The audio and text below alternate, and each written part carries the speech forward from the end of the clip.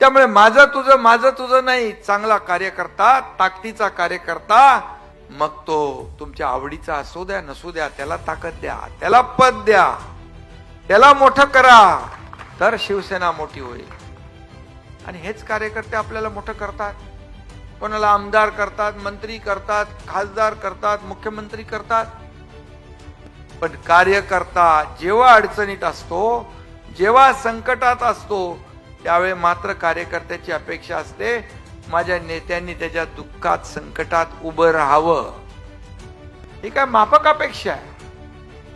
आणि म्हणून मी नेहमी सांगत असतो, कार्यकर्त्याला जपा, कार्यकर्त्याला मोठं करा. हा तुम्हाला मोठं करणार, हा पक्ष मोठा करणार. शेवटी सगळीकडे नेता जाऊ शकत नाही.